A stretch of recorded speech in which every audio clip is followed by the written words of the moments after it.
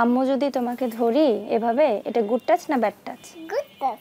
আর যদি তোমাকে এইভাবে বাইরের কেউ ধরে এভাবে, তখন কি হবে? বাইরের ব্যাড টাচ। পুতুল নিয়ে খেলার মাঝে চলছে স্পর্শের ধরন বোঝানোর শিক্ষা। প্রাইভেট পার্ট এখানে ধরে যদি কেউ, কিন্তু private part bad touch. Bad touch বলে ধাক্কা দিয়ে দিতে হবে, একদম চিৎকার দিয়ে দিতে হবে, তাই না? 3 বছরের নিহারকে যেন কোনো খারাপ স্পর্শ ছুঁতে না পারে, একটা সুরক্ষিত নিরাপদ সুন্দর শৈশব যেন কাটাতে পারে, তাই মেয়ের বন্ধু হয়ে মা সুরভি মেয়েকে স্পর্শের ধরনের পাশাপাশি শেখাচ্ছেন কারাতে। কিন্তু কেন? ব্যাড টাচ করে ফেলেছে তাকে, তখন তাকে অনেক ক্ষেত্রে ভয় দেখানো হয় যে তুমি যদি বাবাকে বা মাকে বলে দাও তাহলে তোমাকে মারবে বা কিছু। ওই জায়গাটা আমি রাখিনি। আমার বাচ্চা আমাকে এসে যে কোনো কথা বলতে পারে যেন অকপটে। আমার মনে যেরকম ব্লাডটা কাটছে, গলায় ফাঁস দিয়েছে, ঠিক সেরকম বিশ্বাস চাই আমি আপনাদের কাছে। সম্প্রতি মাগুরায় ঘটে যাওয়া শিশু ধর্ষণের ঘটনায় আবারও সামনে এসেছে কতটা অনিরাপদ আমাদের শৈশব। কেবল অপরিচিত নয়, পরিবারের সদস্য বা কাছের পরিচিত মাধ্যমেই শিশুরা বেশি যৌন নির্যাতনের শিকার হচ্ছে। শুধু মেয়ে শিশুই নয়, ছেলে শিশুরাও ছাড় পাচ্ছে না যৌন হয়রানির হাত থেকে। এতে করে আতঙ্ক বাড়ছে অভিভাবকদের মাঝে। যেখানে একটা ছেলে বাচ্চা সেফ না, সেখানে একটা মেয়ে বাচ্চার কি অবস্থা হতে পারে? বাবা মা তার কাছেও তো বাচ্চা সেফ থাকছে না। তবে এমন ভয়ঙ্কর শাস্তি দেওয়া উচিত যে ওই একজনকে দেখে সবাই ভয় পাবে। দর্শকের বিচার হইতে হবে উইদিন 1 মাসের মধ্যে, তাহলে, এবং সেটা হবে জনসম্মুখে।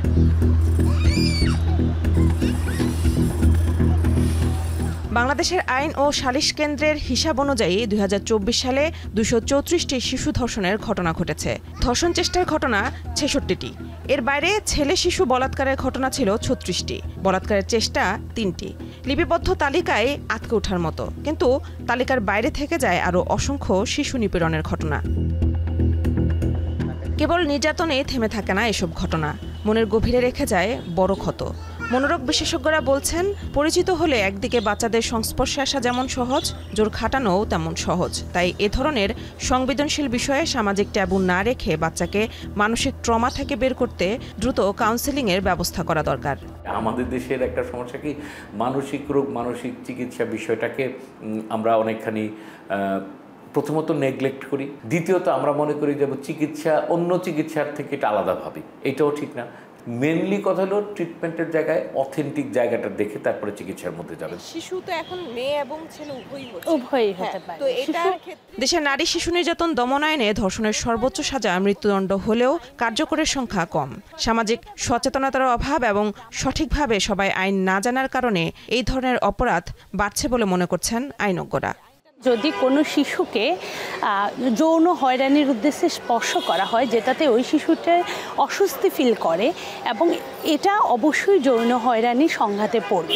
আইনের প্রয়োগ তখনই বৃদ্ধি পাবে যখন সাধারণ মানুষ আইনটা জানবে। শিশু থেকে কিশোর, কন্যা শিশু থেকে ছেলে সন্তান, কেউই যৌন নিপীড়ন থেকে নিরাপদ নয়, সেটা হোক নিজ পরিবার, স্কুল কিংবা খেলার মাঠ। এই যে শিশুরা মনের আনন্দে পার্কে খেলছে, তাদের জন্য কদর্যহীন জীবন দিতে পারে আইনের যথাযথ প্রয়োগ এবং সচেতনতা। মেহেরিন অ্যানি, এখন ঢাকা। শাইনি চুলে এখন হবে সব হেয়ার স্টাইল। সিল্কোর দ্বিগুণ শাইনি চুল প্রতিদিন।